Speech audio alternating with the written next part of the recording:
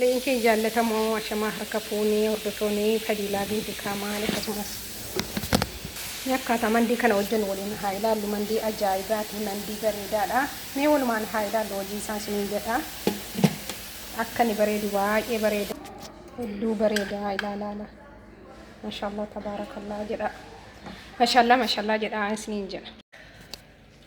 Ashama harka fuunee obboleeyyan keenya. Assalaamu alaykum warahmatullahi wabarakaatu. Jaalatamtootaaf kabajamtootaa hordoftoota Fadilaa Kamaal akkam jirtu naguma.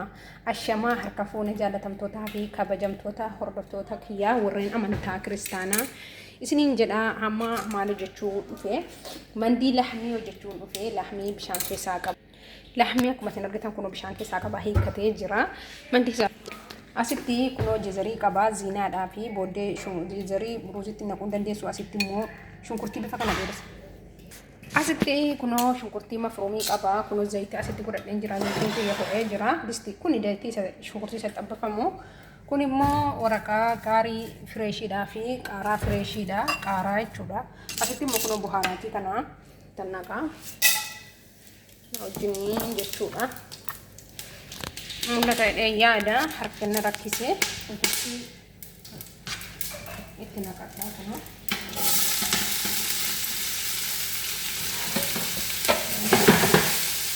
Asiin immoo shunkurtii biyyaan xabbafadha. Kunan argitan jedhee yaada. Asitti shunkurtii isa kan lahmii qaba. Asitti immoo shunkurtii isa kan ziinaa qaba, diizaayiniidhaa fi jechuudha. Obboleeyyan kiyya jaallatamoo kun shunkurtiin kiyya bankii kana ta'ee jira, dahabii ta'ee jira. Asiinis kun kan ziinaa jechuudha, daahii ta'ee jira. Amma foon keenya keessa buufanna jechuudha. Isa isin argitan kanaan foon hedduun hojjetaara, keessumaa dhufaara irbaata irratti. Ija bifa funaanii jaaza ta'ee kana keessaan fudhatu barbaadatan. Amma kun lahmii kiyyatti godhadheera. Asiin immoo shunkurtii keessaa naqadhee kee kun akkuma kan argitanu. Amma immoo jezarii kiyyaan godhadha jechuudha. Jezariidha. Jezarii boodanaa dhufnaan kan lahmii kan ruuzitti godhamu nan godhadha. Kun kan gubbaati yeroo irraa ba'e jechuudha. Manti akka bareeduuf hoo abbaa fedhetti godha. Maa laazim hundi namaatti gochuun feetanitti gootanii fedhinneettanii garuu waan itti gochuu barbaadetan isiniin jedha. Kun immoo akkuma kanatti itti heddaa'ame xiqqoo ganaffana jechuudha. Shunkurtii wajjin akkasitti jechuudha. Mee viidiyoo kana hanga dhuma isaatti ilaaluu, laayik, sabskiraayib illee gochuun dagatina. Nashaa kana immoo isinitti immoo dagadhee shunkurtii yeroo gootan nashaa namni beektan isin jirtanii namni hin beekne isin jirtan jedhee yaada. Shunkurtiin nashaa shunkurtiitti jezariitti soo akkas gootan yaabisii ta'ee zayitiin dhuguu jechuu barbaadetan. Kun amma jezarii kiyyas ba'ee jira. Bismillah.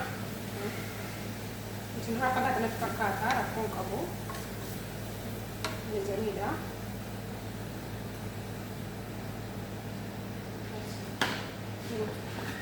Jezarii shunkurtiidha jechuudha. Kan diizaayinii gubbaarratti godhan sana bahee jira jechuudha. Kanaaf taawwasiin immoo lahmii kiyya. Bismillah. Gara gaggalfadha. Jaalachaa jira jechuu barbaadetanii.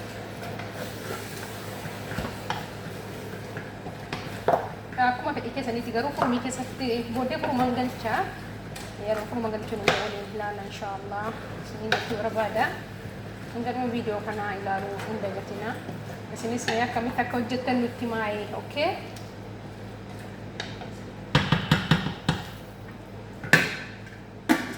Gaddaa bishaaniin galchuu boodan bishaan galcha jechuudha. Yeroo bishaan galchu ammatti gaddeetan hin jira. Jaalachaa itti gaddeen jira. Ammallee xiqqoo ture booda bishaan kun asiin immoo bidirraa qaba. Booda bishaan galcha jechuu barbaadeetan obboleeyyan. Asiin immoo kun ankoo hojii biraan hafuu waan ganamaa jaayiza godhaa jira. Barataa xaqallalaan jira isiniin jedha. Obboleeyyan kiyyaa amma kunoo bishaan itti naqaafanii lahmii kiyyatti dafeen bilchaatu qaba. Lahmii dhabiyaansii isaa tokko ol irra taa'u qaba. Akkuma isin argitan bishaan bidirkee wadheen jira. Bishaan bidirkee itti bismillah. Amma kunoo bishaan kiyyaa itti galfadheen jira. Kunoo erga bishaan keenyatti galfadhee qaxaa keenyatti gaddaadhee hanga viidiyoodhaan walitti deebinutu wajjiniin haa turu isiniin jedha. Sun immoo buhaaraati habbaa habbaadha. dinqatamaan biraan zaynaa filfil aswadii fi wanta garaagaraati waaraati callaati naqee waaraa saaxiya kan jedhan sana akkas isiniin jedha hamaa qaxaasaatti teddaannee booda walitti deebinu isiniin jedha. Asiin immoo baraataa kiyyaa baraataa abbaa 15 kukkutee jaaza godheen jira maddadii kan deema kan qursii ganamaa jechuudha. Hedduun hojjedha waan nyaata hedduun hojjedha borii irratti waan ta'eef akkasii isiniin budeen kiyyaa laahmiin kiyya kun amma bilchaachuu irra ga'ee jira xiqqoodhuma tafaa bilchaateera jechuun isin danda'ama lafeedhaa wal gadhiisee jira kunoo akkuma isin argitanu waaw kunoo bilchaateera jechuudha. Amma keessaa gochuu irra ga'uu kaanii jirra. Amma sitti numaa taa'u amma mootummaa itti naannee furumii galchinu jaahiza godhannaa hin argitan jedhee yaada akkuma kanatti. Xiqqoo isiiti baay'ee miti. Akkuma isin argitan kun kaarii paawudariidha. Kaarii paawudarii xiqqoosii ooma kana jechuudha. Amma qofatti naayina waan ta'eef lamaan kaa'u waan ta'eef kaarii paawudarii kurkumii malkiidhumaa fi jechuudha. Xiqqoo birdii jechuudha.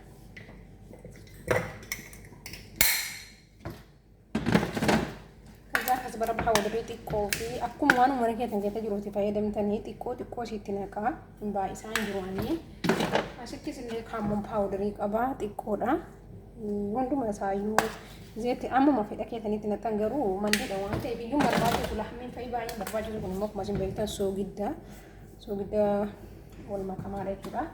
Kun filfila aswadii yookaan bilaak pepper kan jedhamu sana yookaan qunda barbareedha. Akkasii hamma immoo baabirikaadha hamma ishii baabirikaadha maaliif malkiidhaa fi baabirikaa mubaayisee moofshaa tokko guddaa isaatti guutuutti naqaara jechuudha. Ittiyyuu nan dabala jechuudha baabirikaa maaliif inni leemunidha. Asii immoo akkuma isin argitan leemunii qaba. Leemuniin baay'ee bareecha lahmiin furumii galchootti naqxanii afiifiin godha jechuudha. Sichi zayitii sitti naqa zayituunii zayituma qabdanitti fayyadamtanii zayituuniin fayyadama mana kiyyatti jechuudha. Zayitis baay'iseetti godhe maaliif jennaan bismillah natti garagaleera hiyyuu maaliif jennaan kafiifii godhee lahmicha wal makuufanii wal makee baaraksii yookaan siinii irratti wal makee galchuufan jechuudha furumii akkasii.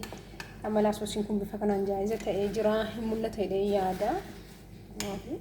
Malkiin isaa baabirikaadha waan ta'eef baay'ee bareeda. Xiqqoo leemuniitti dabaladha. Asitti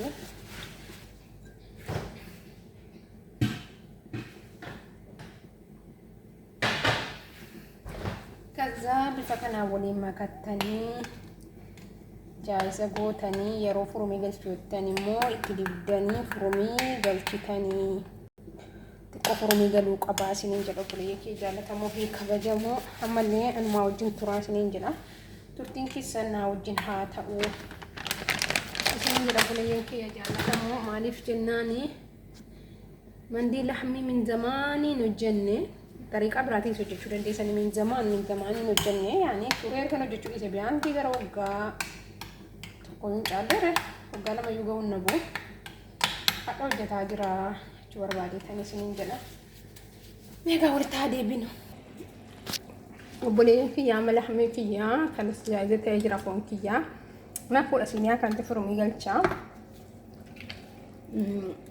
فرومي قلتشو فرومي بوبي فدي ثاني جرا كان كيسان غورا jechuudha akkuma isin argitan kanatti foon kun foon malee bakkee bitamee miti foon manaati bilchaataaf distii kam keessattuyyuu amma sa'a tokkoo fi walakkaa yoo geenye keessa buusuun kiyya amma bilchaatee jira jechuudha kun hin guunne sa'a tokko walakkaa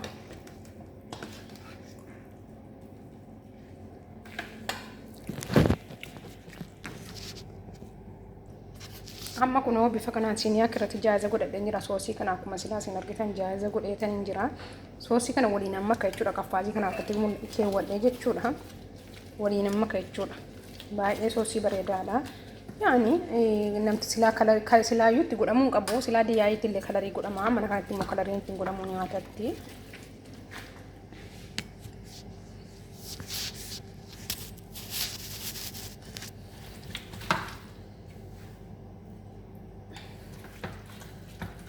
gubbaan amtattiin immoo kaffaasee argina natti kaate gubaadhaan kaffaasee harkaan hin qabamu laastikiidha waan ta'eef mamnuuyiidha garuu immoo harkaan immoo akkana gochuun natti hin mijatu kanaafan inni kaffaasii kiyyaan godhaa jira naaf kolchaasni hin jedha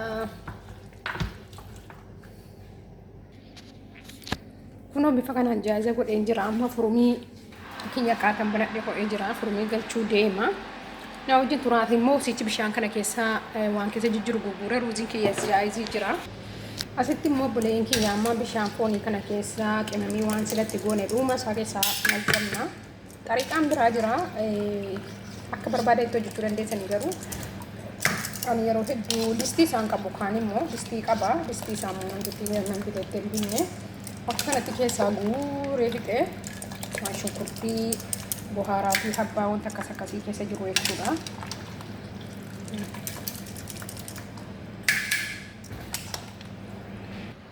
Amma erga keessaa guurree waan hunda qulqulluu taasifnee kaane bishaan isaa kunuu qaaraa kanaa fi waraqakkaarii kanatti godhannaa.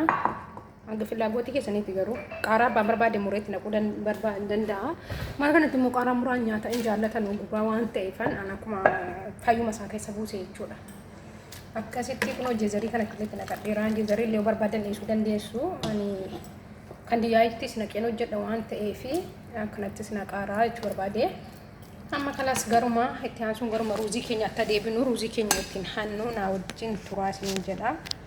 Amma ruuzii kiyya bismillah.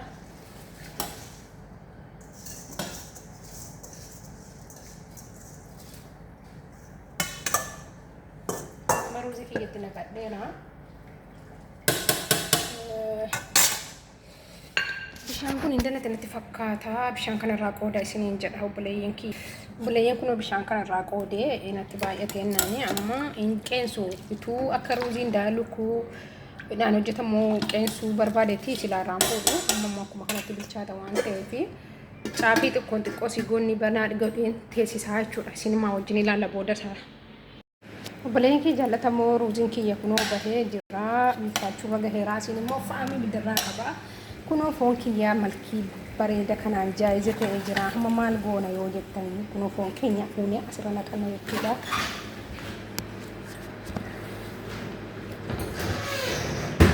Foon keenya kunoo akkani bareedu argitanii maashaallah tabaarakallah irraa jedha baay'ee bareeda. Kunoo malkii kanaan asirra naqannee gidduutti gaddaannee xiqqoo booda immoo bakuuratti goonee akkasii isiniin jedha obboleeyyan kiyya jaallatamoo wallaahi hedduu tokko bareeda foon manaati foon alaatu ta'e hin bareedu dhugaan hin jaalladhu foon alaa foon manatti qalamu immoo baay'ee das nama jedha waan ta'eef akkasitti distiin irratti guutee jira isiniin jedha wanti godhan hin jiru gaa maaliif dirqama bokkorame bareeda mandiin dhugaa dubbachuuf taananoo bakkuura qabaate baay'ee bareedaan immoo baay'een hojjedhe foon illee hedduu baay'eedha ruuziin illee baay'eedha maaliif jennaanii beetasaba hedduu qabna isiniin jedheetaniin jira isiniin jedha walitti adeebi kunoo bakkuura kiyyatti godhataan jira bismillah zayitiitti godhatanii inshaallah tabaarakallah akkasitti qadaaddanii gaa jechuudha. Obboleeyyan kiyya jaallatamoo hamma bifa kanaanii bahee jira siiniyaa kunoo siiniyaa kanatti jaayiza gochuufanii keessummaa jira. Kanaafuu keessummaadha siiniyaa kabajaatu fuudhamaa jechuudha. Kan mana haraaraatti nama miti kun immoo kan keessummaati. Kunoo bifa kanaan aara malee baay'ee tokko bareeda bifa kanaan jaayiza ta'ee jira. Hin aara gamaan goonare. Hin aara isiniin jedha. Ijoolli siiniyaan qayyaree malkii kanaan jaayiza ta'ee jira maashaallah tabaarakallah jedhaati. Siiniyaan hin jijjiiree jechuu barbaadee ta'uu walumaa galatti. Kunoo akka kanatti jaayiza ta'ee jira. Siiniyaan sun guddatees muraa isa kanatti irra bareedaadha.